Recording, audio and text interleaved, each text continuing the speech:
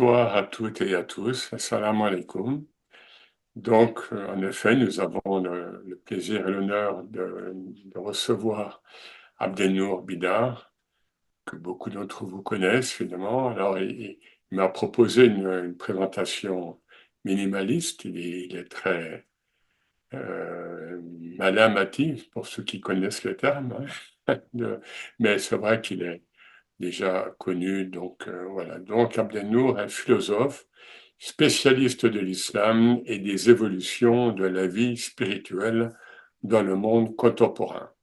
Donc ce soir, évidemment, il va nous entretenir au sujet du livre, je crois que c'est le dernier, hein, alors, pour l'instant, les 5 piliers de l'islam, 5 formes du zikr d'Allah.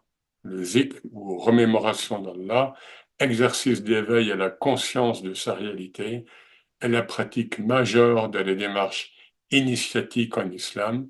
Les 5 piliers de l'islam constituent autant de supports privilégiés de ce zikr et ainsi, selon chacun selon sa forme propre, ils conduisent l'être humain sur le chemin du témoignage d'Allah, selon le verset Rabbana, notre Seigneur, nous avons cru à ce que tu as fait descendre et suivi le messager. Inscris-nous parmi ceux qui témoignent. Verset Sourate 3, verset 53. La conférence présentera donc quelques aspects majeurs de cette dimension initiatique méconnue des 5 piliers de l'islam. Et j'ajoute que nous avons là un philosophe qui renoue avec la dimension initiatique, qui était très présente, on le sait, dans la philosophie antique, grecque notamment, mais en Occident, la dimension initiatique était pour le moins proscrite. Donc, je trouve que c'est un grand courage et nous attendons ton intervention avec appétit, Abdelnour. Merci à toi.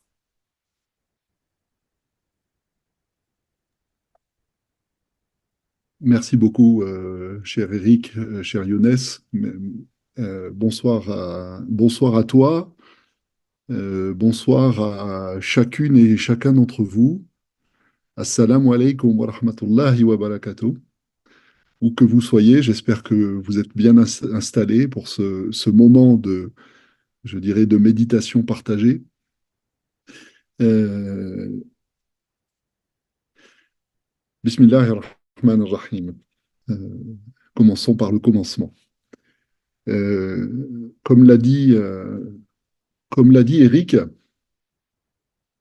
comme l'a dit Younes, je suis philosophe euh, et je voudrais vous dire d'abord un peu ce que ça signifie pour moi. Je suis philosophe de l'islam, je suis philosophe de la religion, je suis avant tout un philosophe musulman, je suis un philosophe croyant. Et je suis un philosophe, vous savez, la définition étymologique en Occident du philosophe, c'est la définition grecque. Le philosophe est l'amoureux de la sagesse. Alors oui, je suis un amoureux de la sagesse, surtout, en particulier, d'abord, un amoureux de la sagesse divine. Cette sagesse divine, cette hikmat ilahiya, qui nous a été transmise dans les différentes traditions spirituelles de l'humanité, qui nous a été transmise par les textes sacrés, que nous considérons, nous croyants de ces différentes traditions, comme des paroles divines. Si je le dis poétiquement, dans la grande tradition soufie, comme un peu d'encre tirée de l'océan infini de la sagesse divine.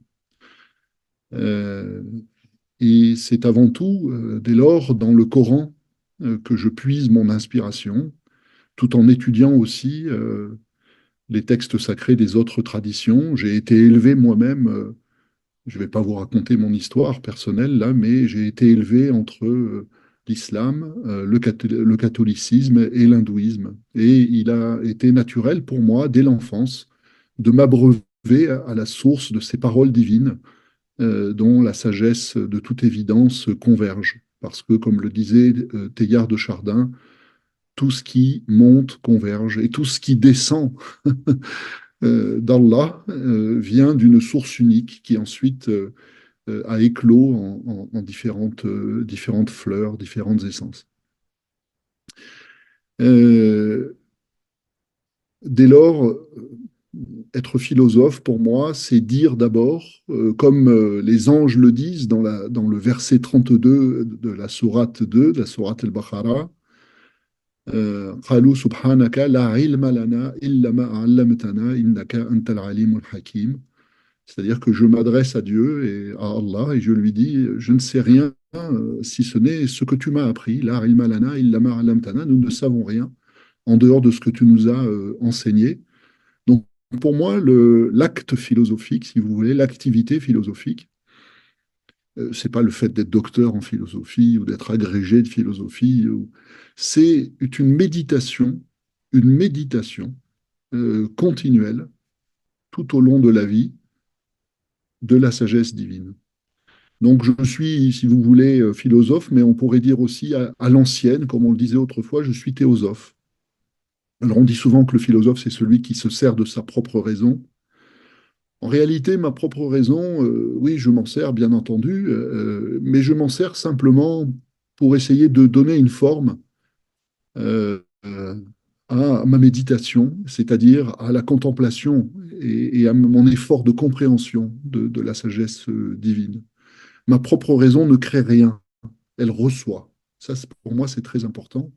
Et ça fait une différence avec la philosophie profane qui, elle, voudrait que la raison toute seule puisse créer de la pensée, créer du sens, ou si je le dis comme Platon, concevoir le bien, le vrai, le juste et le beau. Non, je ne crois pas que ma raison soit capable de cela. Je pense que, en revanche, elle a toute sa place pour recevoir et mettre en forme dans le langage, de manière intelligible, quelque chose qui nous vient d'ailleurs, quelque chose qui est non humain, et qui vient d'en haut. Parfois, j'ai l'impression d'être un peu comme le diamantaire. Vous savez, le diamantaire, il ne crée pas le diamant, il le reçoit et il essaie de le mettre en valeur.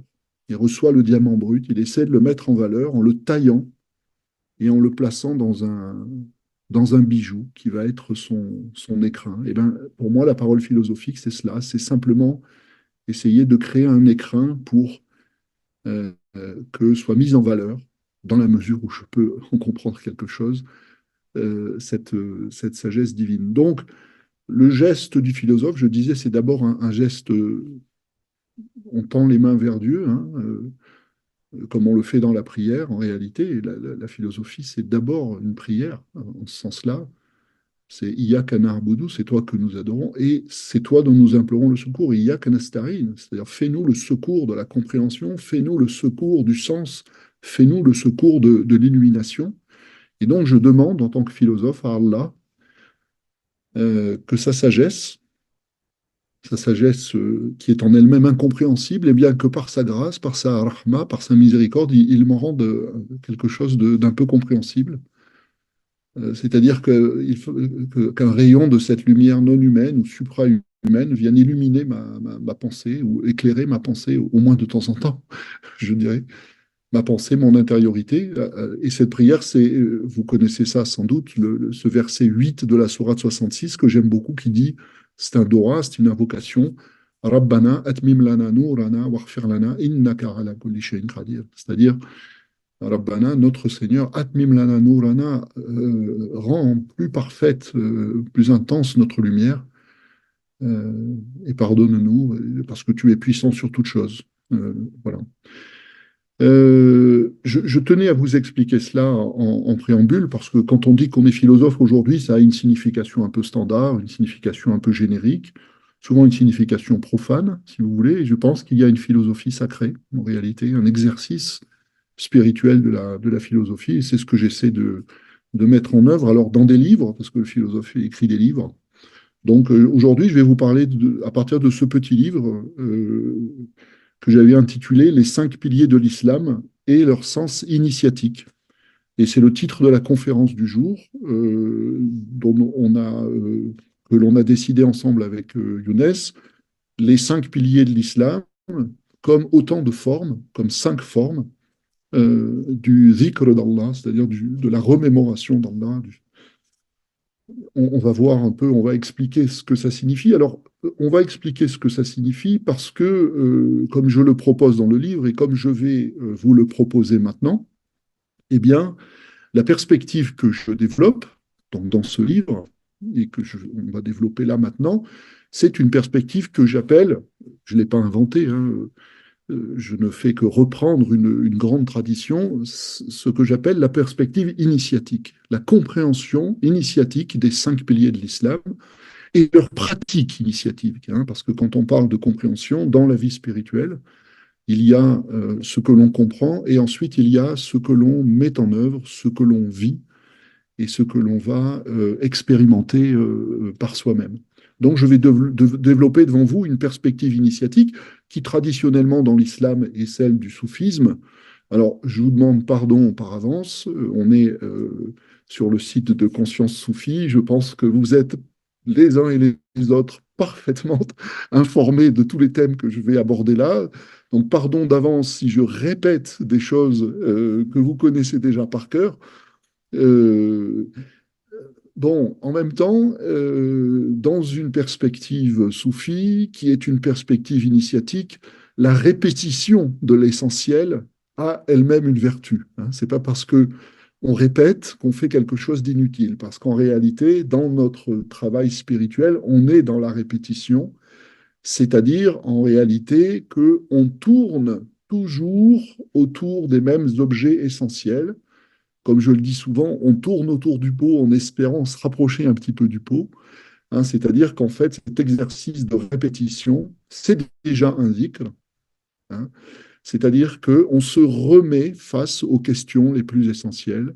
On se remet dans l'état de méditation essentielle. On se recentre, on se reconcentre. Et chacun également est renvoyé à lui-même, hein, c'est-à-dire à ce qu'il va faire de la parole entendue. Donc même si moi je répète des choses que vous savez, j'espère que, eh bien, dans votre intériorité, par cet effet de répétition, d'approfondissement, d'infusion de ce qui est dit, eh bien, ce soir, comme tout au long de votre existence, des petits pas pourront être, des petits pas pourront être faits grâce, pas à ma parole, mais à cet exercice de méditation que, en réalité, nous instituons ensemble lorsque quelqu'un prend la parole, je dirais, dans cette perspective initiatique. Mais, précisément, qu'est-ce que la perspective initiatique? Je me permets de la redéfinir un peu, si vous le voulez bien. C'est la perspective qui fait de la vie spirituelle, de votre vie spirituelle, de ma vie spirituelle, je dirais, pour l'exprimer de la manière la plus simple, la plus synthétique, c'est la perspective qui fait de la vie spirituelle une voie d'éveil. Voilà. C'est-à-dire que la perspective initiatique, c'est d'abord, je dirais, une niya, une intention, et c'est d'abord un tawajjuh, c'est-à-dire une orientation. Euh, je m'installe dans une démarche initiatique lorsque je considère, lorsque nous considérons que notre chemin, ou la voie que nous suivons, la sirat al-mustaqim sur laquelle nous sommes engagés, eh bien, est une voie d'illumination intérieure, une voie de mort à l'illusion, une voie de renaissance ou de résurrection à la présence divine, et donc une voie de transformation intérieure vers quelque chose qui à la fois nous dépasse et nous concerne, quelque chose qui est à la fois cette réalité divine transcendant et immanent, c'est-à-dire présent en nous dès lors que, eh bien, un certain état de conscience précisément s'est éveillé. Vous connaissez le hadith transmis par Bukhari, il est très très célèbre, hein, dans lequel Allah dit par la bouche du prophète Mohammed, sallallahu alayhi wa sallam, il dit mon serviteur ne cesse de se rapprocher de moi par des actes supplémentaires, surérogatoires, jusqu'à ce que je l'aime. Et une fois que je l'ai aimé, je deviens l'ouïe avec laquelle il entend, la vue avec laquelle il voit, la main avec laquelle il saisit, le pied avec lequel il marche, etc., etc. Eh bien, ce verset qui désigne en islam ce qu'on appelle traditionnellement pardon, l'ihsan, c'est-à-dire vraiment l'excellence, c'est le but de la voie initiatique, c'est-à-dire cette expérience de l'union divine. La prise de conscience qu'il n'y a de réalité que Allah. Alors, ça, je dirais, on pourrait, en tant que musulman, s'interroger. On pourrait se dire, mais est-ce que je n'ai pas d'emblée conscience de cela, puisque depuis que je suis petit, je répète la ilaha illallah, ashhadu anna la ilaha illallah. Je témoigne qu'il n'y a de réalité qu'Allah. Donc, je le sais déjà. Ben oui, mais je le sais sans le savoir. Je le sais sans le savoir, c'est-à-dire que je suis un témoin, un shahid qui ne voit pas, qui croit mais qui ne voit pas, parce que la foi n'est pas la vision. Et le but de la vie initiatique, c'est le passage de la foi à la vision, c'est-à-dire véritablement ce que j'ai appelé une voie d'éveil, une voie de vision, une voie de contemplation, une voie contemplative, visant à cette prise de conscience profonde, la plus profonde qui soit, la plus directe, la plus spontanée, la plus perpétuelle qui soit, que oui, en effet, à bien y regarder, il n'y a de réalité qu'Allah, et que seul lui peut dire je, seul lui peut dire je. Alors que moi, l'être humain, je dis je tous les jours. J'ai fait ceci, j'ai fait cela, je suis un tel. Vous voyez, tout à l'heure, je vous ai récité une partie de mon identité. Je suis philosophe, je m'appelle Abdenour Bidar, je. Mais qui est je? Qui dit je? Qui peut dire je? Eh bien, la voie d'union, c'est la voie qui nous fait prendre conscience que, en réalité, le seul qui peut dire je suis tout cela, c'est Allah. C'est ce que nous dit un verset que j'aime beaucoup, que je médite souvent, que je tourne autour comme le papillon qui tourne autour de la lampe. C'est le verset 14 de la sourate 20.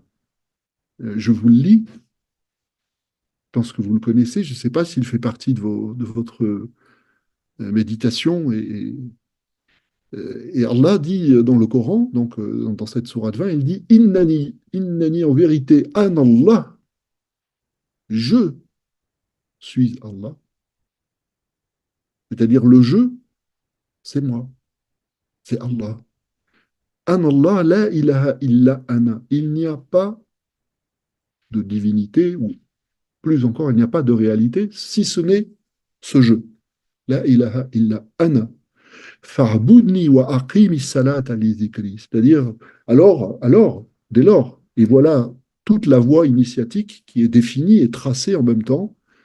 Alors, si vous voulez réaliser cela, eh bien, fa'budni, adorez-moi. Alors, en réalité, ça veut dire concentrez-vous sur cette prise de conscience. Consacrez-vous, consacrez toute votre existence à vous unifier intérieurement, extérieurement, dans la seule visée de cette prise de conscience. Là, vous deviendrez serviteur, parce que le serviteur, c'est celui qui reconnaît le Seigneur. Fa'budni. Wa aqimi salat lidikri, c'est-à-dire, eh bien, mettez-vous redressez-vous pour la prière, pour vous souvenir, pour vous rappeler de cette vérité ou réalité essentielle. Donc la voie initiatique, c'est la voie du témoignage réel, je dirais, de la shahadat de la vision, non plus de la shahadat de la foi.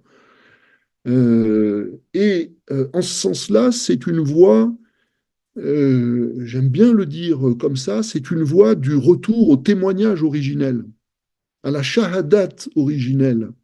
Souvenez-vous, on est dans la sourate 7, au verset 172, un verset très important. Dieu, Allah, vient de créer, de tirer une descendance des reins de Adam. Voilà l'humanité originelle qui s'élance. Et Allah pose la question à cette humanité originelle, ne suis-je pas votre Seigneur?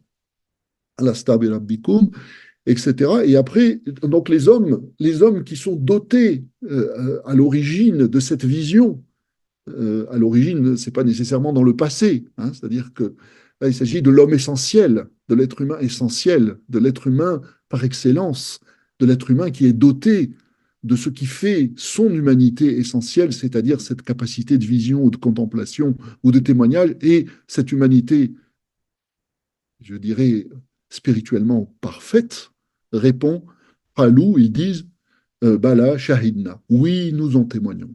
Et oui, oui, nous le reconnaissons. Et ça veut dire, oui, nous te reconnaissons. Tu es ceci, tu es cela. Tu n'es pas ceci, tu n'es pas cela. C'est-à-dire, tu es aussi au-delà de ceci, au-delà de cela. Mais tu es partout. Et comme le dit le Coran, où que vous vous tourniez, là est la face d'Allah.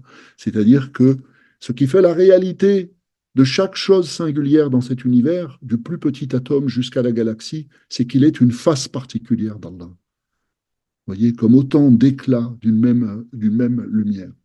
Donc la voie initiatique, c'est cet exercice indéfini tout au long d'une existence, et probablement même de plusieurs existences, si vous voulez, successives, à partir du moment où on est entré dans la voie initiatique. Cet exercice visant à simplement laisser s'éveiller en soi le témoin divin, parce que c'est pas, je dirais, mon petit ego et mon petit regard qui va voir Dieu, laisser le témoin divin s'éveiller en soi et se contempler. Donc, c'est laisser la place à Allah, finalement.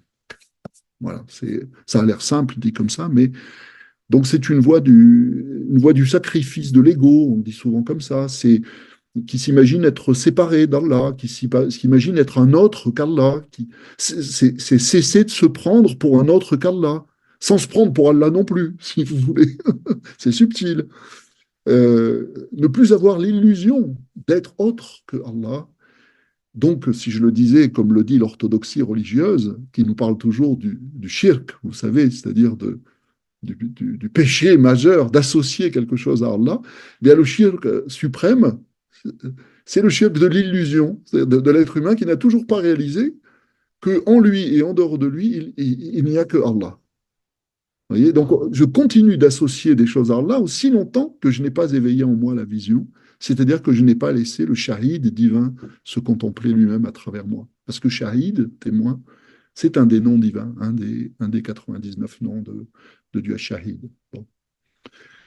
Alors, petit à petit, pardon si cette introduction est un peu longue, mais je voulais vraiment vous dire dans quelle perspective j'ai écrit ce livre, cette perspective initiatique. Et donc, la question à laquelle j'essaye de répondre dans le livre, de manière très simple, enfin très développée, mais très simple. Le but, c'est pas d'écrire des livres que personne ne comprend. Dans la philosophie, il y a aussi toujours une dimension de pédagogie. Si vous voulez, moi, j'ai été professeur de philosophie pendant très longtemps, pendant 20 ans, et professeur un jour, professeur toujours. C'est-à-dire qu'on fait toujours cet effort vraiment de rendre les choses à la fois accessibles et nourricières. Donc, la question, c'est comment concrètement, se fait ce cheminement initiatique, c'est-à-dire comment le serviteur se rapproche du Seigneur. Comment le serviteur se rapproche du Seigneur. Alors, je vous le disais, je parlais de niya tout à l'heure, d'intention, je parlais de tawajjuh, c'est-à-dire d'orientation, eh bien, par une pratique quotidienne, dont l'intention est initiatique. C'est-à-dire, l'intention est de vivre cet éveil, cette nouvelle naissance à la vision, cette nouvelle naissance dans la présence divine. Et il m'a semblé important de montrer que chacun des 5 piliers de l'islam a une puissance initiatique qui lui est propre. Puissance, je le dis au sens ancien du mot de vertu, une vertu initiatique, c'est-à-dire vraiment une force. Il transmet une énergie sacrée qui vient aider notre effort dans ce cheminement initiatique. Et c'est ce que je voudrais essayer de vous expliquer un peu en détaillant cette affaire, c'est-à-dire en vous montrant un peu, parce que là, le cadre dans lequel on parle, le cadre de temps est limité, mais comment chacun, en effet, des 5 piliers de l'islam, a cette puissance initiatique qui lui est propre, c'est-à-dire qui est singulière pour chacun de ces piliers de l'islam, euh, qui est à cet égard, et c'est la raison pour laquelle on a choisi ce titre pour la conférence, qui est à cet égard une forme de dhikr, c'est-à-dire une forme de remémoration de la présence divine, de remémoration de la réalité divine. Donc, je donne à cette notion de zikr, ici, deux acceptions, deux significations. On dit souvent le zikr, c'est le souvenir ou la remémoration du divin, mais je lui donne aussi le sens d'exercice, véritablement d'exercice quotidien. Hein. Je parlais au départ de cette intervention de répétition. Eh bien, la vie spirituelle, c'est une répétition. C'est une répétition incessante, une répétition perpétuelle, euh, visant ce dont je vous ai parlé, c'est-à-dire une prise de conscience. Bon, alors commençons. Vous les connaissez, ces cinq piliers de l'islam. Il y a d'abord ce qu'on appelle le témoignage de foi ou la profession de foi, la shahadat. Ashhadu anna la ilaha illallah wa ashhadu anna Muhammad Rasulullah, ou vous savez, cette forme longue qu'on utilise dans la prière, Tahiyatu lillah wa salawat wa tayyibat wa salamu alayka ayyuhan nabi wa rahmatullahi wa barakatuhu, etc. Wa salamu alayna wa ala ibadillahi salihin. Ashhadu anna la ilaha illallah wa ashhadu anna Muhammadan abduhu wa rasuluhu. Voilà, bon. La ilaha illallah, Muhammad Rasulullah. La ilaha illallah wa Muhammad Rasulullah. Alors, donc, il y a cette shahadat, il y a donc la prière, il y a l'aumône, et il y a le jeûne, et il y a le pèlerinage. Donc, je vais aborder successivement chacun de ces points pour montrer comment, selon son génie propre, sa puissance ou sa vertu propre, il participe du travail initiatique, c'est-à-dire qu'il nous engage dans une voie d'éveil, et pas seulement dans une voie qui serait une voie de dévotion à un Dieu transcendant, à un Dieu extérieur. Mais véritablement, comment il participe à la révélation en soi et en toute chose de la présence. Alors, vous le savez, cette shahadat, je commence par le commencement, je commence par la quintessence, je dirais. Oui. Shahadat, c'est la quintessence de notre tradition. Tout est là, tout est dit. Je ne vais pas jusqu'à dire que tout le reste est de la littérature, parce que tout le reste, c'est le Coran et la tradition des hadiths et des grandes sagesses qui nous ont précédés. Néanmoins, tout est là, tout est dit. Hein. La ilaha illallah, tout est dit. Qu'est-ce que je vais dire de plus au moment de ma mort? Qu'est-ce que je peux dire d'autre? Qu'est-ce que je peux dire de plus? Alors, ce que je trouve curieux, et je fais part de cet étonnement dans le livre, c'est que nous, les musulmans, la plupart du temps, la shahadat, on n'en fait pas grand-chose. Pardon, hein, pardon de dire ça comme ça, c'est très général et un peu. Je devrais être davantage dans la magnification. Hein. Je suis un petit peu sévère. Bon, on n'en fait pas grand-chose, c'est-à-dire, bon, voilà, la ilaha illallah, donc on le dit à certains moments de la prière, on demande aux convertis de le dire devant témoins pour attester qu'il se convertit bien sincèrement à l'islam. On le dit dans certaines circonstances quand on demande pardon, quand on demande miséricorde, la ilaha illallah, et on le dit, on accompagne le mort avec cette parole, entre autres. Hein. Bon. Donc on le dit à des moments précis, mais en réalité, l'usage, la pratique initiatique de la shahadat, c'est autre chose. C'est la récitation quotidienne de la shahadat.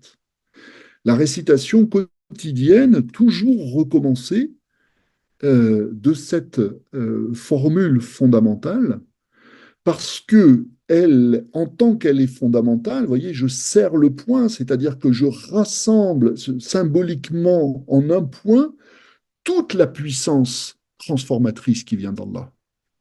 C'est ça qui est contenu dans la shahadat. La shahadat, c'est une énergie sacrée absolument prodigieuse, et en réalité, par sa répétition quotidienne, moi, le musulman qui travaille dans une perspective initiatique, eh bien, je lui donne l'opportunité de travailler en moi et de travailler encore par sa perpétuelle récitation. Voyez. Et là, il y a l'essence de la pratique spirituelle à vocation initiatique, c'est-à-dire un travail de consécration, un travail de méditation, un travail d'absorption, d'immersion complète dans la shahadat et dans ce qu'elle signifie. Je me fais disparaître dans la récitation de la shahadat en tant qu'ego pour laisser apparaître la réalité de la shahadat et pour qu'ainsi la shahadat passe, comme on le dit dans beaucoup de traditions spirituelles, passe de la langue au cœur. Voilà. Et ce qui va symboliser cela, dans la perspective initiatique, c'est ce petit objet qu'on tient souvent, qui est le chapelet, si vous voulez, hein, subha, tasbih, etc., peu importe la façon dont on l'appelle. Vous voyez, ce chapelet qui va me permettre d'égrener la ilaha illallah, la ilaha illallah, la ilaha illallah, ou une répétition d'autres formules sacrées que nous trouvons, nous, essentiellement musulmans, dans le Coran, et qui nous transmettent cet éveil dont on a pu parler. Hein, ce qui est la reconnaissance que l'essentiel ne vient pas de notre effort, même si notre effort est indispensable. C'est-à-dire que c'est à moi, matin, le soir, de me souvenir du nom d'Allah. Hein, comme vous savez, il est dit dans la sourate de la lumière, vous savez, Allahu nuru samawati wal ard, etc. Dieu est la lumière des cieux et de la terre. Et le verset se continue en disant, ou la sourate se continue en disant, eh bien, cette lumière se trouve dans les maisons, fi buyuti, les maisons dans lesquelles Dieu, que Dieu a permis d'élever et dans lesquelles se pratique le zikr de son nom, le souvenir de son nom. Voyez, donc cette lumière va s'allumer par la récitation de ce zikr à des moments privilégiés de la journée. Le verset de cette sourate de la lumière dit les moments parlent des moments de l'aube et du crépuscule, qui sont des moments symboliques en réalité. Des moments symboliques, c'est-à-dire que l'aube, c'est le moment où la lumière apparaît. Donc c'est exactement ce qui est visé dans la perspective initiatique. Et le soir, c'est le moment où le soleil disparaît. Mais, disent les maîtres soufis, le soleil extérieur disparaît et en réalité, cela peut symboliser le passage de la lumière extérieure à la lumière allumée, cette fois-ci dans la niche, hein, dans la mishkat, dans la niche de l'intériorité. Voilà. Donc, pour moi, cette shahadat, vous l'avez compris, dans la perspective initiatique, ce premier pilier de l'islam, c'est pas seulement quelque chose qu'on récite occasionnellement, de manière finalement assez exceptionnelle, c'est vraiment le support privilégié, essentiel d'un exercice, qui est un exercice de concentration intérieure totale vers et, Inch'Allah, dans la présence d'Allah. Hein. Euh, voilà. Alors, je n'en dis pas plus sur la sharadat, sauf peut-être un petit quelque chose. Il y a deux dimensions dans la sharadat. Il y a la ilaha illallah, ashhadu, je témoigne qu'il n'y a de réalité que Allah. Il n'y a de réalité que Allah, pas seulement de divinité. Hein. Et je témoigne, au début je témoigne par la foi. J'ai foi en cela. Et Inch'Allah, un jour je témoignerai par la vision d'Allah qui s'est éveillé en moi. Vous voyez? Parce que le témoin, qu'est-ce qu'on appelle un témoin? Réfléchissez au sens du mot témoin. Le témoin, c'est pas celui qui raconte quelque chose qu'il a entendu. C'est pas seulement, c'est pas, on ne convoque pas un témoin parce qu'il a la foi en quelque chose. Le témoin, on dit, vous êtes sûr, vous avez vraiment été témoin de ce qui s'est passé. La personne, et même souvent devant un tribunal, elle est amenée à le jurer, si vous voulez. Voyez? C'est-à-dire, vous avez vraiment vu, par vision directe. On ne vous a pas raconté, on ne vous a pas rapporté que. Voyez? Eh bien, voilà à quelle, si vous voulez, exigence, à quelle altitude nous appelle la shahadat, c'est-à-dire la pratique du témoignage. Si je veux dire ashhadu, eh ben, c'est une sacrée paire de manches. Voyez, parce que je ne peux pas dire ashhadu réellement aussi longtemps que je n'ai pas vu. C'est-à-dire aussi longtemps que je ne suis pas témoin, selon le sens même du terme. Ensuite, le deuxième pilier de l'islam, c'est la prière.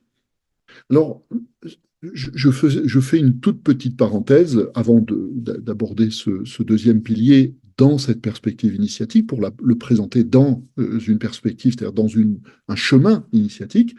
Je fais une toute petite parenthèse pour vous dire que il y a une raison pour laquelle, dans ce livre, je me suis intéressé aux 5 piliers de l'islam. Je suis né musulman, j'ai trouvé les 5 piliers de l'islam dans mon berceau. C'est-à-dire que bon, j'ai grandi avec autour de moi des gens qui faisaient la prière, qui jeûnaient, etc. Moi-même, j'ai été introduit dans cette pratique, dans un environnement qui était un environnement très libéral, hein, et moi-même, je suis considéré comme un libéral, hein, c'est-à-dire que je pense que le choix de la pratique spirituelle relève de la responsabilité de chacun, hein, et ne doit pas être imposé de manière extérieure. Bon, c'est un autre débat. Aujourd'hui, il est question, certes, de la liberté et de la responsabilité de ce que l'on fait de ces 5 piliers, mais il est surtout question de leur approfondissement possible, de l'approfondissement de leur pratique. Et pourquoi je suis allé chercher donc ces 5 piliers de l'islam? Parce que, comme je vous l'ai dit, pour tout musulman du monde, nous sommes aujourd'hui sur la planète peut-être 1,5 milliard. C'est la base, si vous voulez. Et donc, j'ai voulu montrer que dans la base, il y a le cœur. C'est ça qui me paraissait important. La perspective initiatique, c'est pas un truc très compliqué qui flotterait quelque part au-dessus de l'islam ordinaire, si vous voulez, ordinaire entre guillemets, ou de l'islam commun, de l'islam courant. C'est une perspective, c'est une démarche qui est offerte à tout musulman sincère qui veut approfondir sa pratique. Voyez. S'il y a dans le monde une femme, un homme qui se tourne vers Allah dans son jeûne, dans son aumône, dans sa prière, dans sa shahadat, avec l'intention de tout son cœur, tout entier dans son intention, tout entière dans son intention, de le rejoindre, pas seulement de lui demander un paradis ou de lui demander de lui rapporter ceci ou cela, pas quelqu'un qui fait du troc avec Allah, si vous voulez, hein, mais quelqu'un qui véritablement lui demande de le rejoindre, c'est-à-dire de s'évanouir en lui, que son je humain, je suis, moi, s'évanouisse ou retrouve le sein, S-E-I-N, du je divin. Voilà. Eh bien, l'islam est directement initiatique de ce point de vue-là. Et ça me paraît très, très important de le dire. Voyez. On pourra peut-être, si vous voulez, en discuter ensuite. Bref, je referme la petite parenthèse. Il y a 4 positions successives dans la prière. Vous les connaissez tous, hein, les positions dans la prière. On est d'abord debout, ensuite on s'incline, ensuite on se prosterne, d'accord? Et à la fin, on revient assis dans le témoignage, vous voyez, en levant l'index, Ashhadu an la ilaha illallah. Bon. Eh bien, d'autres avant moi, parce que tout cela, quand je vous disais au départ que je le répète, c'est-à-dire je le répète après des millénaires ou en tout cas des siècles de répétition. Le, un de ceux qui s'est beaucoup intéressé à cela, Younes pourrait le dire de manière beaucoup plus précise et savante que moi, c'est le grand Cheikh Ibn Arabi, qui nous a dit que, en réalité, les 4 positions de la prière résume, synthétise, figure, symbolise, effectue le chemin initiatique. C'est-à-dire que si vous faites la prière dans une perspective ou dans une intention, dans une orientation initiatique, c'est-à-dire en demandant à Allah de reprendre toute la place qui est la sienne, eh bien la prière vous transforme. Pourquoi? Elle vous transforme de manière progressive à travers ces 4 postures. Voyez. Pourquoi? Parce que d'abord, je me mets debout, face à lui. Je suis face à lui, il est face à moi. C'est un face-à-face. Comme le disait Ibn Arabi, Allah est le miroir dans lequel tu te contemples et tu es le miroir dans lequel il se contemple. Eh bien, voilà qu'est institué ce face-à-face. Et je mets mes mains derrière mes oreilles, Allahu Akbar, je rentre dans la prière. C'est-à-dire, je ferme tout contact avec l'extérieur.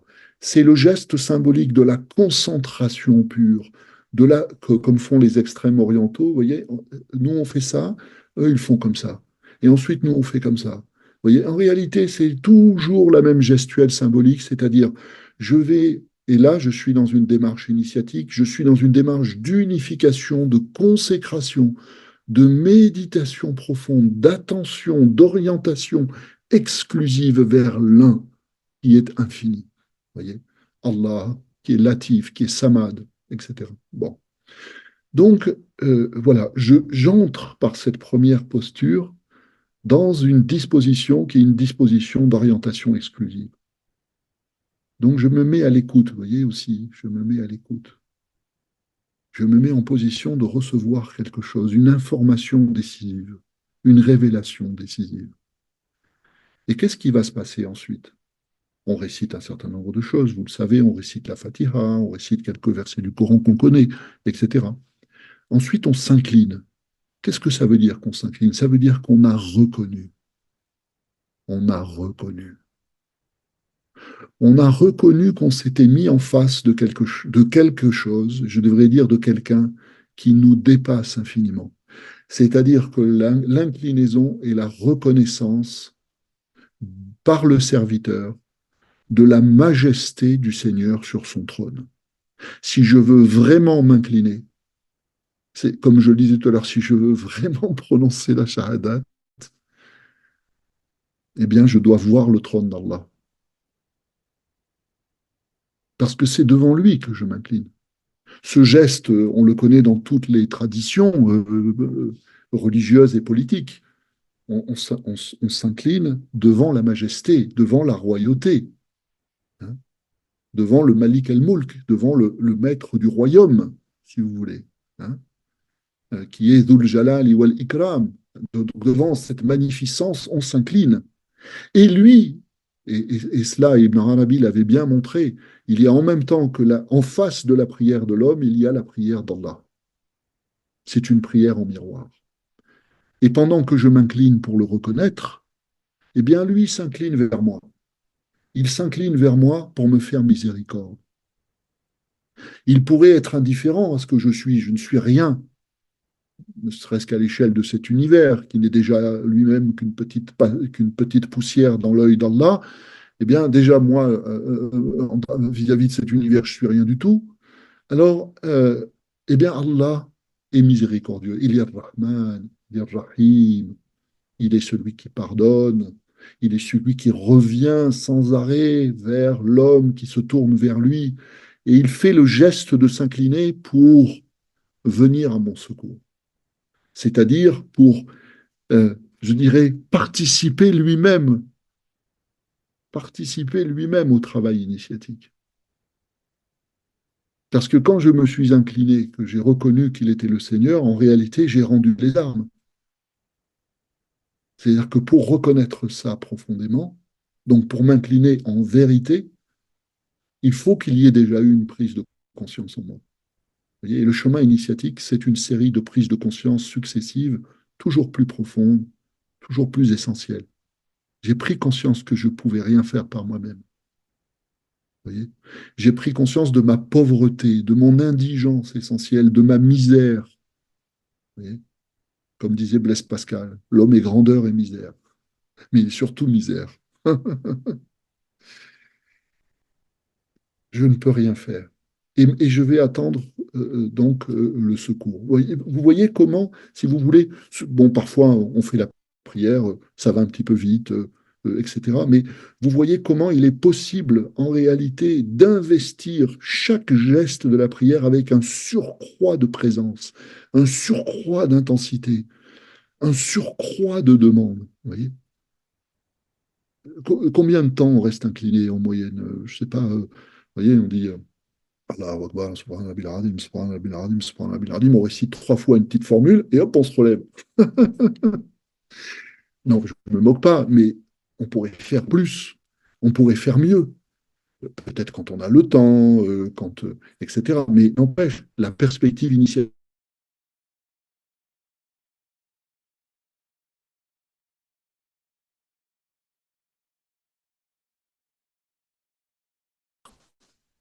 Et il faut que je reste aussi dans cette posture. Vous voyez, c'est-à-dire que cette posture, eh bien, elle est le lieu d'un travail. C'est pas de la mécanique. Vous voyez, c'est pas juste ta. Vous voyez? Bon. Donc on est interrogé par cette perspective initiatique au sujet de quelque chose qu'on fait, je dirais, souvent de manière un peu rapide. Bon, pas toujours, hein, pas tous, enfin, bon. Et ensuite vient le troisième temps, le temps de la prosternation. Vous voyez comment la prière continue de raconter l'histoire de l'initiation. Et elle continue de nous faire faire le chemin, elle qui est la synthèse du chemin. Alors là, lorsque Dieu est venu à mon secours, je dirais, il éteint la bougie. Il éteint la bougie, c'est-à-dire que je me prosterne, c'est-à-dire que moi, l'être humain, je retourne à ma nullité essentielle. Je vais à terre. Je rentre dans la terre dont je suis sorti. Et là, effectivement, c'est un symbole de l'union à Allah, c'est-à-dire du fait que, ça y est, enfin, je lui laisse la place. J'ai reconnu que de toute façon, c'est même pas que je lui laisse la place, c'est qu'il n'y a jamais eu que lui, qu'il était déjà là. Vous voyez, les soufis appellent ça une extinction, un fana. Vous voyez, une extinction. Je, vous pouvez avoir cette image de l'immersion, vous voyez, de l'immersion dans l'océan divin. Euh, je lisais il y a quelque temps le livre d'un maître soufi contemporain qui s'appelle Zia Inayat Khan, et il dit, ça y est, vous êtes immergé dans l'océan, comme l'ont dit d'autres soufis avant, sans rivage. Et il disait, c'est un océan qui est sans rivage, mais qui est aussi sans fond, vous voyez, et sans surface. Voilà. Eh bien, là encore, qu'est-ce que c'est que la perspective initiatique? C'est pas de la théorie, c'est pas des grandes spéculations, c'est l'engagement de l'être tout entier dans la réalité de la prosternation. Je vais me prosterner, c'est-à-dire j'y vais pour m'anéantir, j'y vais pour réaliser mon néant. Et à ce moment-là, effectivement, se réalise ce miracle symbolique, je dirais, que quand je suis moi au plus bas, alors et alors seulement peut se produire la révélation du plus haut. Vous voyez, c'est ça qui est très subtil dans la prière et en particulier dans la prosternation. Souvenez-vous de ce qu'on a dit tout à l'heure, la prière de l'homme est en même temps la prière d'Allah, la prière de l'être humain est en même temps la prière d'Allah, c'est-à-dire qu'on fait la même chose mais en miroir. Alors moi, qu'est-ce que je fais dans la prosternation? Je disparais. Alors qu'est-ce qu'il fait lui? Il apparaît. À partir du moment où j'ai réintégré mon propre néant, c'est-à-dire j'ai pris conscience que je n'étais rien, si j'étais un extrême oriental, un adepte du zen, je dirais, ça y est, le vide est là, la vacuité est là, alors il apparaît. Alors enfin, il a la place. Vous voyez? Bon.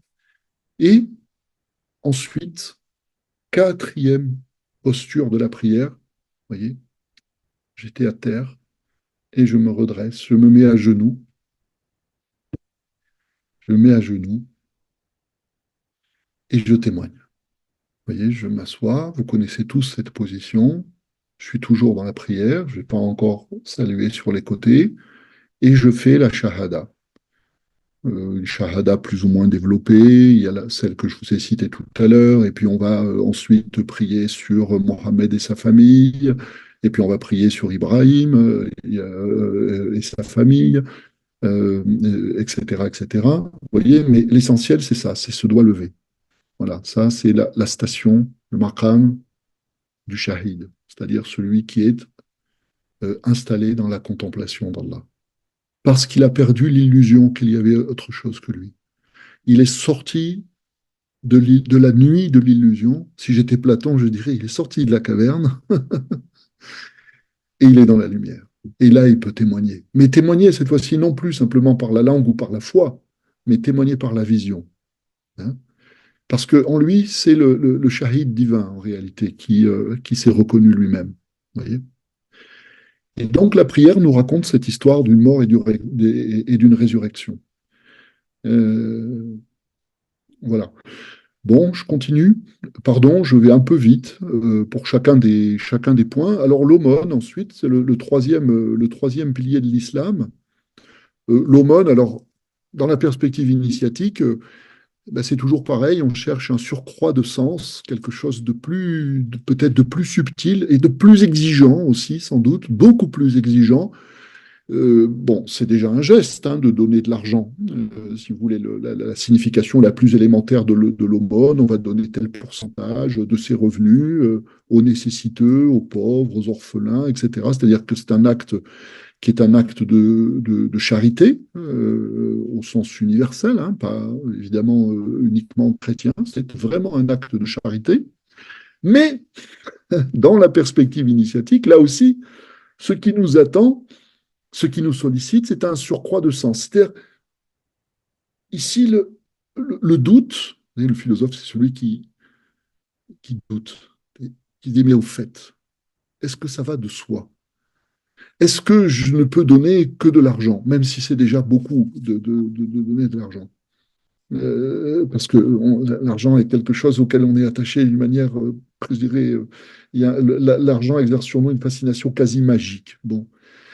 Euh, mais la perspective initiatique, c'est je donne, voilà le doute, c'est je donne, mais si je donne, alors ça veut dire que je considère que je suis le possesseur de quelque chose.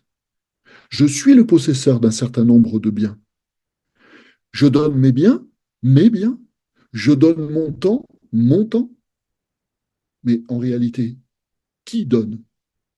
Et le Coran, je cite à chaque fois pour l'étude de chacun des piliers, les versets du Coran qui viennent alimenter cette perspective initiatique, qui viennent la nourrir, qui viennent nous permettre d'y méditer. Eh bien, le Coran nous rappelle continuellement à propos de l'aumône que, en réalité, quand je donne, c'est pas vraiment moi qui donne, parce que je ne fais que rendre quelque chose qui ne m'appartient pas, mais qui m'a été confié par Allah. Vous voyez. Et donc, déjà, je reviens d'une illusion, l'illusion que je suis le possesseur d'un certain nombre de choses. Et ce qui m'est demandé dans l'aumône, en réalité, c'est le sacrifice d'une illusion que les choses m'appartiennent, que les choses sont à moi, que mes biens sont à moi, que mon temps est à moi, que ma vie est à moi, mais même que ma conscience est à moi. Souvenez-vous de ce que je vous ai dit tout à l'heure, le jeu divin. Allah qui dit dans le Coran, Innani an Allah la ilaha illa ana. Allah nous dit, écoute, je t'ai prêté le jeu, je t'ai prêté la conscience de soi, mais elle n'est pas à toi. Tu dois me la rendre.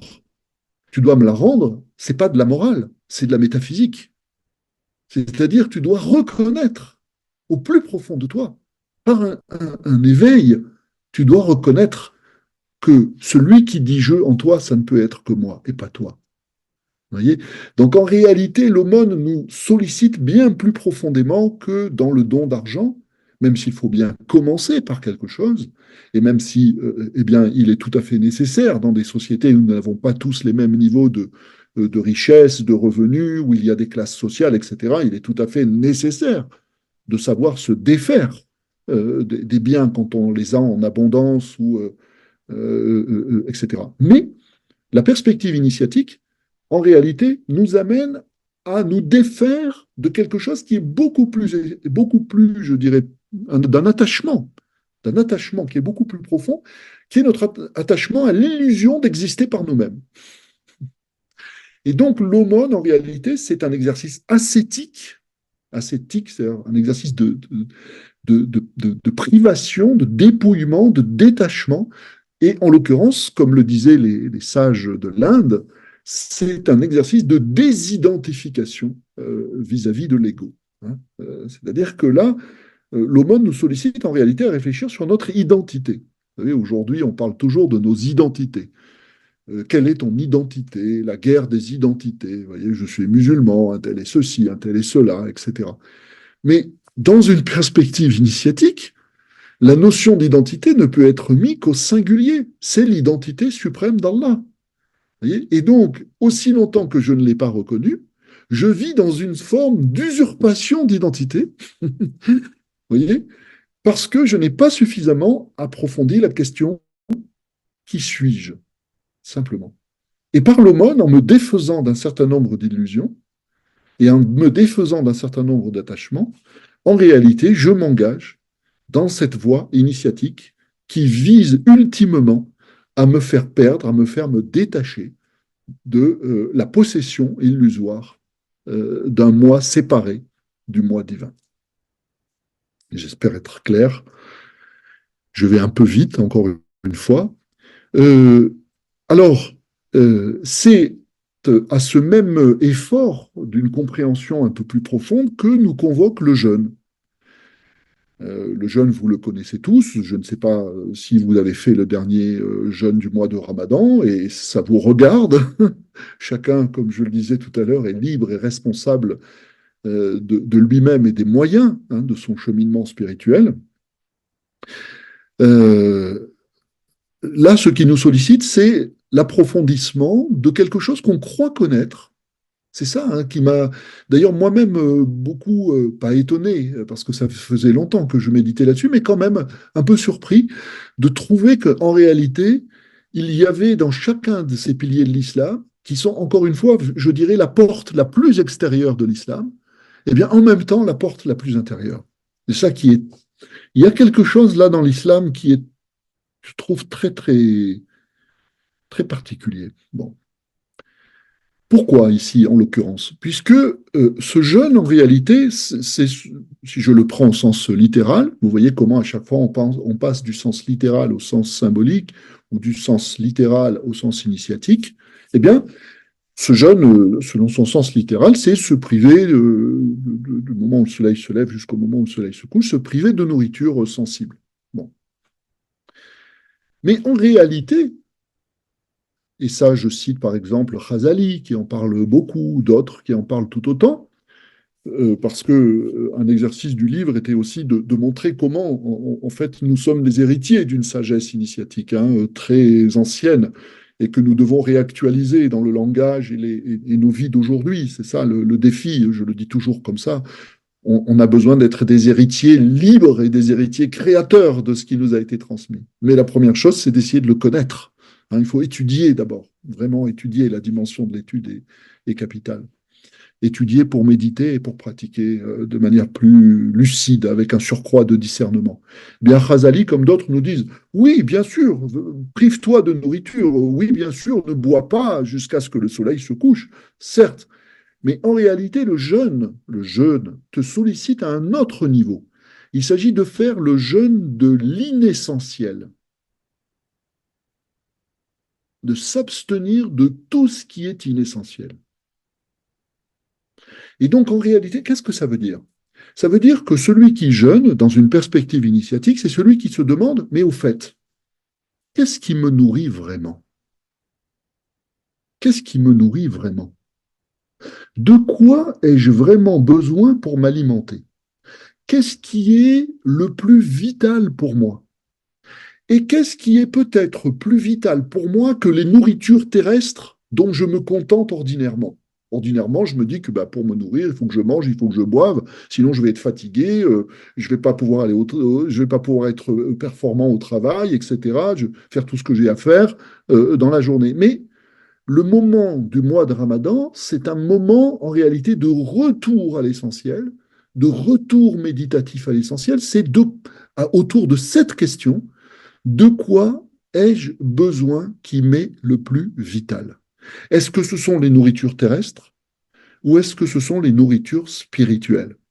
C'est-à-dire ce qu'on appelle, Qut al-Qulub, la nourriture des cœurs, c'est-à-dire la nourriture en moi de l'organe symbolique. Là, je ne parle pas du cœur physique ni du cœur qui est le siège des émotions. Je parle du cœur tel qu'il nous a été décrit par plusieurs traditions spirituelles, pas seulement celle de l'islam, comme l'organe de la vision, l'organe de la connaissance, l'organe de la contemplation, l'organe du témoignage. Vous voyez? C'est-à-dire que pendant le ramadan, je suis invité à trouver mon cœur et à alimenter mon cœur. c'est-à-dire à alimenter en moi cette faculté de vision non humaine, cette faculté de vision non humaine de ce qui est non humain, c'est-à-dire de ce qui est transcendant et de ce qui est seul réel, à savoir la réalité divine. C'est-à-dire que je suis amené, dans le ramadan, à accentuer ma pratique spirituelle, à me recentrer pour faire l'expérience de mon cœur, comme l'expérience de ce qui en moi demande à être véritablement alimenté. C'est-à-dire que le cœur, si vous voulez, dans la tradition spirituelle, dans notre tradition spirituelle, c'est l'ensemble des facultés humaines portées à leur degré divin. C'est-à-dire que le cœur, c'est un organe qui est une vue divine, une ouïe divine, un goût divin, un toucher divin, une imagination divine, une raison divine, une mémoire divine. Et, eh bien, la question autocritique, si vous voulez, à laquelle on est, ou devant laquelle on est convoqué par le mois de Ramadan, c'est qu'as-tu fait pour ton cœur?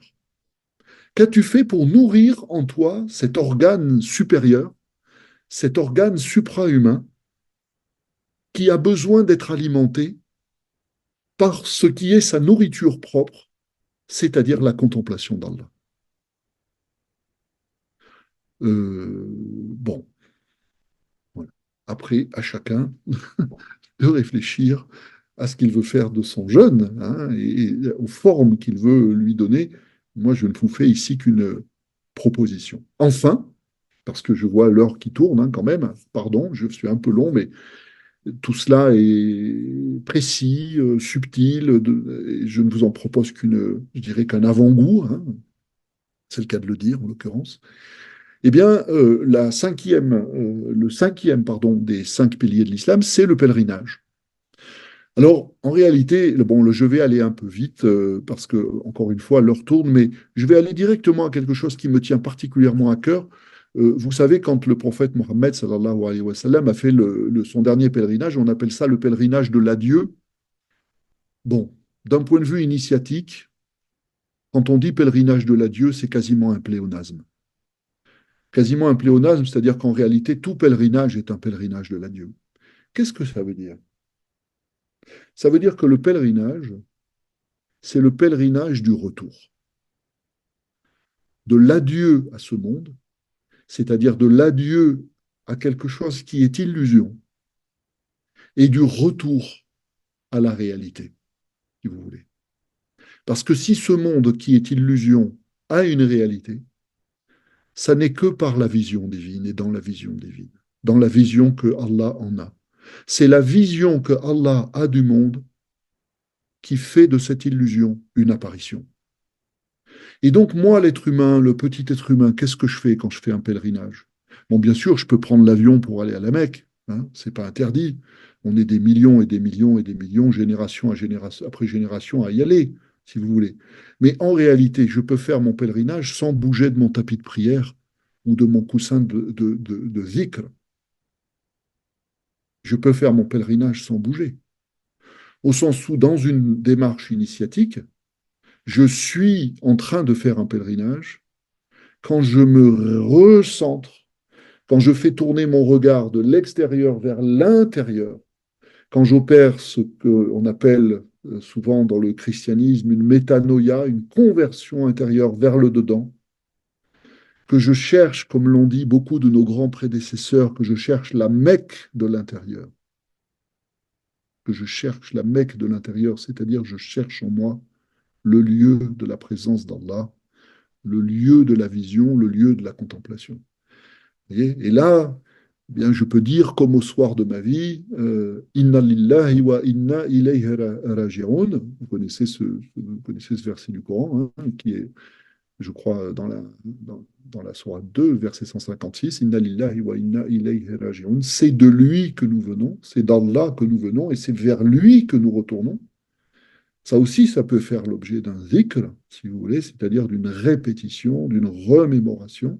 Voyez. Et là, vous vous mettez en état de pèlerinage, c'est-à-dire vous vous mettez en état de revenir vers votre origine, qui n'est pas dans le passé, hein, ce n'est pas le ventre de votre mère, c'est le ventre d'Allah, c'est-à-dire le sein de la réalité, le SEIN, le sein de la réalité divine, et vers cette, je dirais cette Kaaba de l'intérieur, ce lieu de révélation intérieure en nous, en nous-mêmes, de la réalité d'Allah comme étant une, comme étant infinie, comme étant, on peut le dire de bien des manières, hein, apparente, cachée, immuable, toujours nouvelle, perpétuellement différente d'elle-même et perpétuellement égale à elle-même. Bref, euh, je ne vais pas abuser de votre temps, je vais conclure simplement, si vous le permettez. Pardon, j'ai été peut-être un peu plus vite à la fin, mais les questions y pourvoiront s'il y a des développements que vous souhaitez. Vous l'avez compris, voilà ma conclusion. J'insiste beaucoup sur le témoignage. Ça fait longtemps que je travaille sur l'islam en tant que philosophe. Ça fait longtemps que je suis engagé moi-même dans une démarche qui est une démarche initiatique. Et je, je- Vraiment, je me rends compte année après année à quel point, pour moi, hein, chaque chemin est singulier, cette notion de témoignage est, importante. C'est-à-dire que devenir témoin, ou laisser en soi éclore le témoin divin, le shahid divin, c'est quelque chose qui me paraît véritablement central. Bon. Et j'insiste aussi beaucoup sur le thème de la lumière. J'en ai pas énormément parlé aujourd'hui. Nour, Nourun ala Nour, hein, cette lumière au-dessus de la lumière, ou cette lumière qui est au-delà de toute lumière, dont parle le Coran.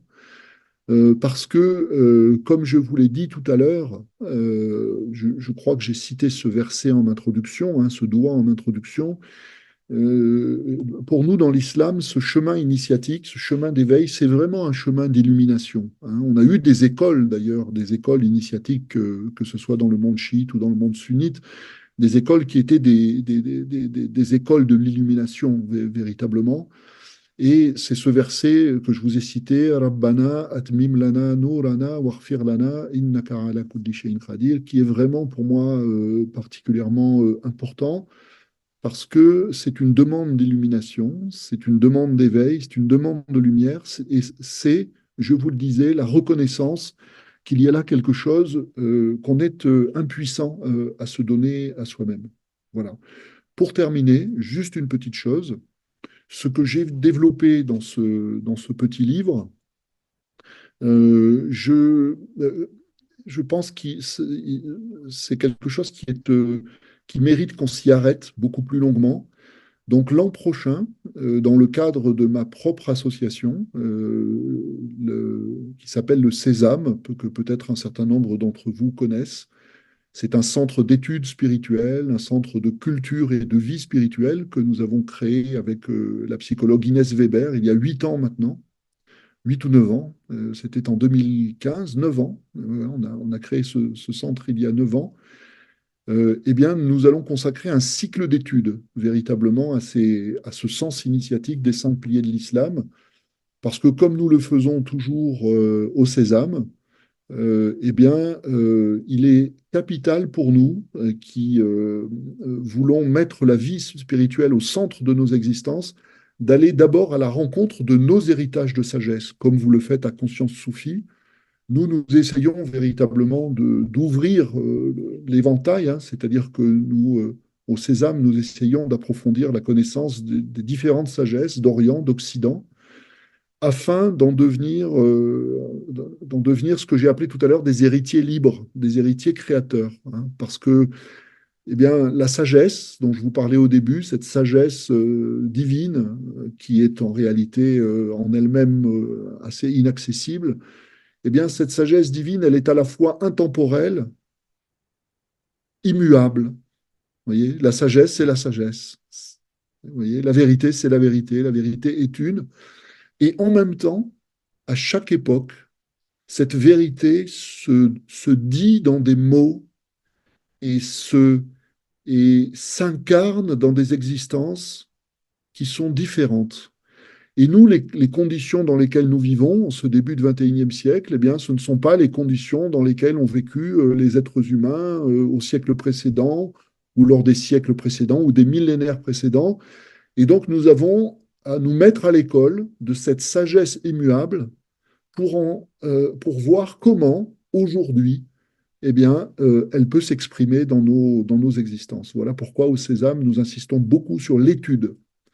Et c'est la raison pour laquelle, bon, de mon côté, d'abord à partir de l'islam, mais souvent aussi je fais des références à d'autres traditions spirituelles que je connais un peu, bon, moins bien que l'islam, bien sûr, eh bien, j'essaye d'alimenter la réflexion de nos réflexions contemporaines, parce que nous avons à nous mettre à l'école de quelque chose qui vient de très loin et qui demande sans doute aujourd'hui, en ce début du XXIe siècle, à prendre des formes tout à fait nouvelles que Allah met à notre disposition si nous savons être attentifs. Voilà.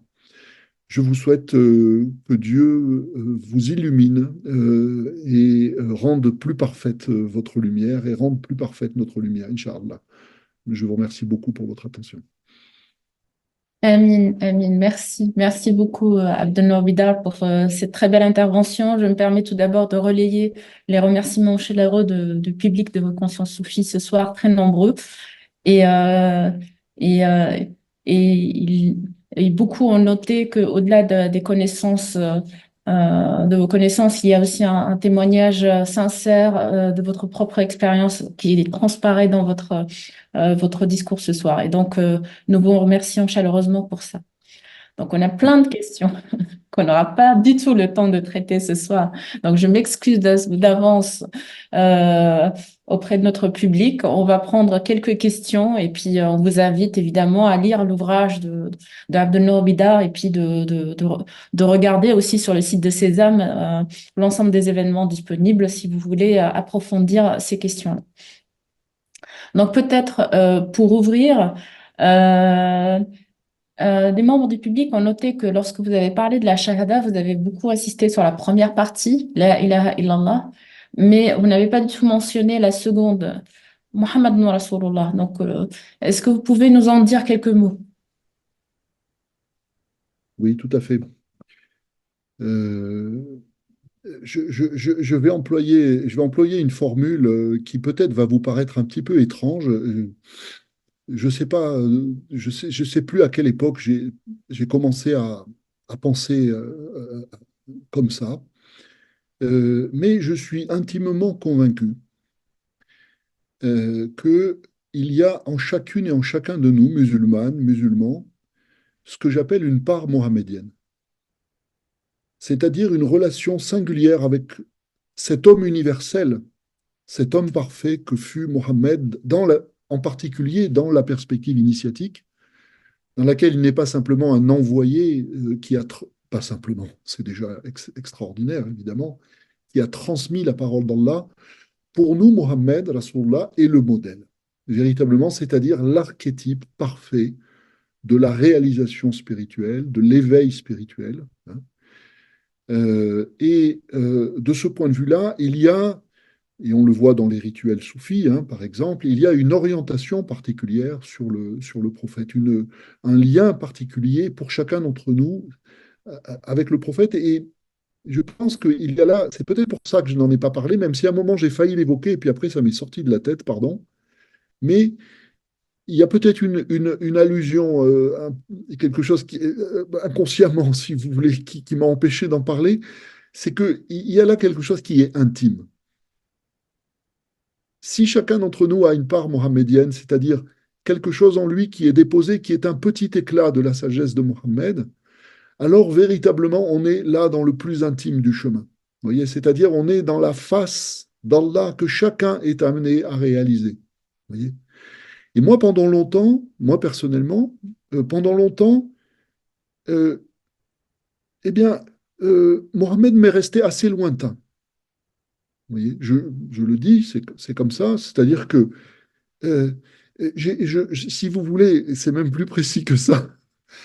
En réalité, j'étais tellement impressionné, voire ébloui par la sagesse, plus que la sainteté, la divinité de Bouddha, de Jésus, si vous voulez, c'est-à-dire de, de, de, de personnages qui rayonnent quelque chose d'extraordinaire, que je trouvais que Mohamed, par rapport à cela, était vraiment très dans l'ombre, très dans l'ombre. Et j'ai mis du temps à me familiariser avec l'ombre de Mohamed. Il y a quelque chose dans l'ombre de Mohamed qui est au-delà de toute lumière. Voilà. Et donc, à chacun, dans la tradition, dans le Coran, dans les hadiths, on le voit agir, parler, etc. Dans ce que nous en ont dit nos grands soufis, et nos grands sages, d'aller chercher cette résonance entre ce qui est dit de Mohammed et quelque chose qui est un secret intime de l'être. Voilà. Donc là, j'invite simplement chacun à entrer dans ce chemin de la relation intime avec Mohammed, sallallahu alayhi wa sallam. Songez à quelque chose d'extraordinaire. Mohammed, regardez ce simple nom. Mim, Ha, Mim, Dal, c'est la respiration de l'univers. Merci beaucoup. Merci beaucoup. Nous avons quelques questions qui portent sur le concept même de témoignage, ou plus exactement des idées que sous-tend ce terme, parce que on y associe les notions de preuve, de choses vues, de choses vécues et de vision. Pouvez-vous développer un peu en quoi le témoignage peut être l'objet ou le support d'une vision qui finalement serait partagée entre le serviteur et son Seigneur? Ça, je pense que, alors, il y a peut-être quelque chose dans la question qui m'échappe un peu. Je pense que j'ai pas mal tourné autour de de cette question. Je dirais simplement, je vais répondre de manière très très courte, que en effet, pour moi, le thème du témoignage est lié, et non, et pas lié, pardon, c'est pas assez précis, est inséparable du thème de la vision. Parce que, comme je vous le disais tout à l'heure en faisant référence à la signification la plus commune de la notion de témoignage, lorsque la police ou la justice convoque un témoin, elle convoque quelqu'un qui a vu ou qui est censé avoir vu. Et il ne faut pas qu'il mente, si vous voulez. C'est-à-dire que par le témoignage, on attend effectivement une preuve de la réalité, d'un fait, d'un événement, de quelque chose qui s'est produit. Et donc, l'expérience du témoignage, c'est l'expérience d'une vision qui est à elle-même, en tant qu'expérience, sa propre preuve. C'est-à-dire que ce n'est pas une preuve extérieure. Vous voyez, par exemple, bon, moi je suis philosophe, donc j'ai fait dans mes études de philosophie, j'ai étudié les preuves de l'existence de Dieu. Vous voyez, la preuve de Saint Anselme, la preuve d'Augustin, la preuve ontologique, la preuve cosmologique, réfutée par Emmanuel Kant, etc. Tout ça, ce sont des preuves indirectes, c'est-à-dire des preuves obtenues par le raisonnement. Vous voyez, ce ne sont pas des preuves euh, au sens le plus, je dirais, décisif du terme. Vous voyez, c'est-à-dire que dans un raisonnement, il y a toujours une faille. Et c'est la raison pour laquelle Emmanuel Kant, par exemple, s'est fait fort de réfuter successivement, dans sa critique de la raison pure, toutes les preuves de l'existence de Dieu. Il a remplacé un raisonnement par un raisonnement. En revanche, lorsque une preuve est une preuve euh, vécue, réalisée dans l'expérience, alors là, elle ne peut pas être réfutée. Sauf à dire à la personne, c'est subtil, hein, sauf à dire à la personne, ben, ce n'est que ton expérience, donc c'est quelque chose de complètement subjectif, donc je ne suis pas obligé de te croire. Et c'est là que nous attend la perspective initiatique, c'est-à-dire que la perspective initiatique, elle dit oui, en effet, tu n'es pas censé me croire. Parce que, étant donné que cette preuve ne vient que de l'expérience, il y a là quelque chose qui est incommunicable. Donc, si toi-même, tu ne fais pas cette expérience, en effet, tu ne peux pas me suivre. C'est pour ça que la voie initiatique, d'une certaine façon, c'est une voie qui laisse libre. Je ne peux pas obliger quelqu'un avec ma preuve. Je ne peux que l'inviter à faire le chemin qui mène à cette même expérience. Merci beaucoup. Et justement, en parlant d'expérience, on a une des participantes qui nous pose une question, un conseil en réalité. Euh, que pouvez-vous dire aux personnes qui invoquent Allah, comme vous nous avez invité à le faire tout au début de votre intervention et en introduction, sincèrement, mais ne parviennent pas à passer de ce témoignage de la langue au témoignage du cœur? Alors, d'abord, je suis très très mauvais pour donner des conseils. Donc, faut pas trop compter sur moi, hein. La seule chose que j'aurais envie de dire, hein, c'est très simple, c'est continuer sans vous soucier du résultat. Un des textes sacrés les plus anciens de l'humanité, que je vous enjoins à lire, bien avant le Coran, notre Coran, c'est le texte que les hindous lisent beaucoup, qui s'appelle la Bhagavad Gita. Et dans la Bhagavad Gita, il y a un dialogue entre Arjuna et Krishna. Donc Arjuna qui est l'être humain, hein, qui symbolise l'être humain, qui chemine spirituellement, et Krishna qui est une incarnation du Dieu. Eh bien, Krishna ne va pas cesser de répéter toujours à Arjuna le même conseil. Il va lui dire, n'attends pas les résultats de ton acte. Et ça va traverser toutes les traditions spirituelles. Quand vous lisez, par exemple, à l'autre bout de la planète, les traditions des sages grecs de l'Antiquité, dont parlait Younes tout à l'heure, c'est-à-dire quand vous lisez les stoïciens, par exemple, hein, Marc Aurèle, Épictète, etc., tous, ils invitent à ce détachement vis-à-vis du fruit de l'acte ou du résultat de l'acte. Et ça, c'est vraiment quelque chose qui est un passage décisif, à mon sens, dans la vie spirituelle, c'est-à-dire la persévérance et la patience, quel que soit le résultat. Vous savez, cette sourate qui dit dans le Coran, donc l'homme est en perdition, voilà, c'est une alinsan à la firous, et à la fin, il dit, sauf ceux qui s'exhortent ou qui s'encouragent mutuellement à la patience et à la vérité. Vous voyez. Et je pense que c'est là qu'intervient aussi, parce que si vous voulez, cette patience dans l'effort, c'est ce qui galvanise la volonté. Et il n'y a que ça pour galvaniser la volonté, la mise à l'épreuve. Donc il ne s'agit pas de se dire qu'on est nul ou qu'on n'y arrivera jamais, si vous voulez, mais véritablement de ne pas entrer avec Allah dans un marchandage. Vous voyez, dans le verset de la lumière que je citais tout à l'heure, le verset, c'est nul troc, nul commerce ne les distrait du dhikr d'Allah. Symboliquement, c'est ça, c'est-à-dire, si je commence à dire à Allah, c'est-à-dire à Dieu, je commence à lui dire, alors écoute, hein, alors attention, je te préviens, hein, je vais me consacrer à toi, mais il va falloir qu'il y ait un retour sur investissement. Il va falloir qu'il y ait du résultat, hein. Il y a quelque chose qui est manqué. Il y a quelque chose dans la vie spirituelle qui doit être de l'ordre du gratuit, du désintéressé. Moins ça répond, plus il faut y aller, si vous voulez. Voyez. Parce que là, véritablement, il y a un détachement vis-à-vis des attentes qui sont toujours des attentes égotiques, si vous voulez. Et vous avez même certains sages qui vous disent, écoutez, moi je demande qu'une chose, c'est que jusqu'à ma mort, il ne m'arrive rien de positif dans la vie spirituelle. Mais comment tu veux pas avoir de ahwal, d'état, d'atteindre tel ou tel maqam, etc. Ils disent, non, vraiment, ce serait le pire qui pourrait m'arriver. Vous voyez.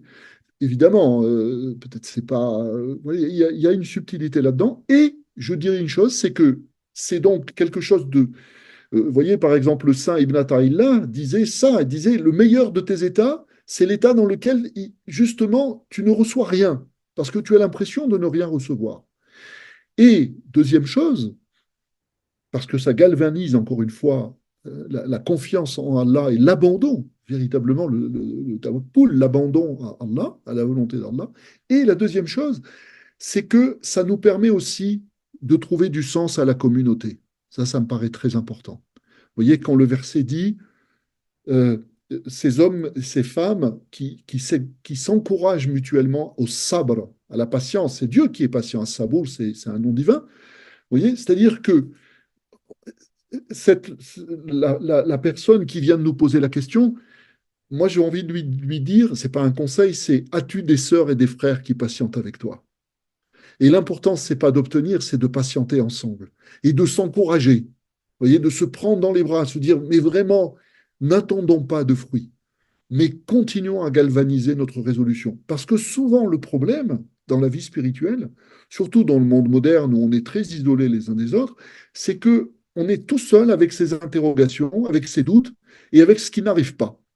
On attend quelque chose qui n'arrive pas.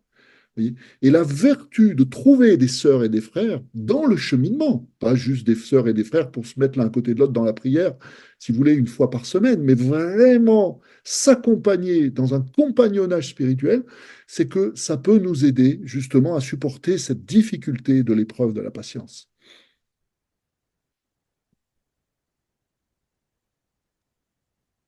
Il y a un cher Abdelnour, il est 20 heures. Donc tu as rempli le contrat spirituel que voilà, qui était passé entre nous. Si je peux me permettre très rapidement, moi, ce que je relève chez toi, d'une part, c'est vraiment ce don de la pédagogie initiatique. Et peu de personnes, à vrai dire, euh, savent parler en ce sens, c'est-à-dire sans une terminologie trop technique, hein, sans trop de références à des êtres importants. Tu cites Ibn Arabi, mais tu l'intègres dans ta pensée, dans ton développement. Voilà, donc ça c'est un don. Et de- voilà, c'est cette... alors moi ce que je relève chez toi, et puis j'en parle aussi beaucoup, c'est oser. Toi, tu as osé euh, euh, traiter cette matière avec ta formation, avec ton profil entre guillemets social, culturel, intellectuel.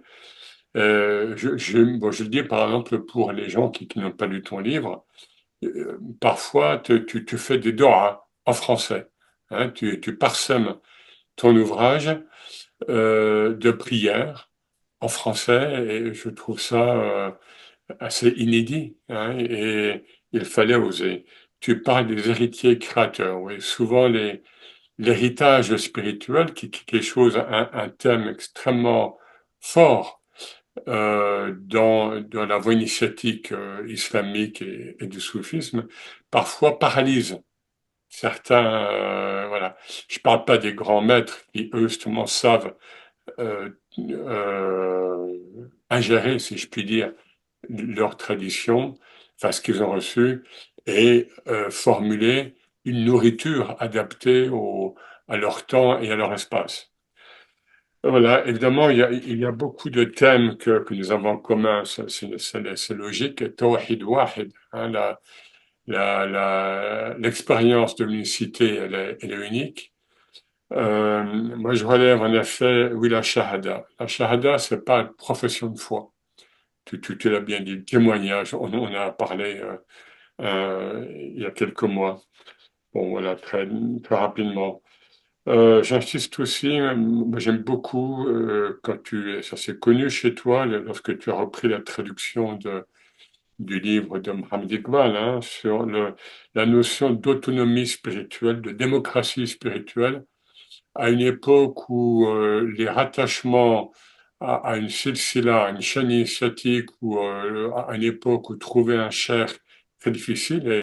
Alors, avant tout, nous avons tout en nous. Et les maîtres nous disent, nous avons tout en nous, simplement. Et la voie initiatique même est un leurre, pardon. Parce que la voie, le chemin suppose un départ et une arrivée.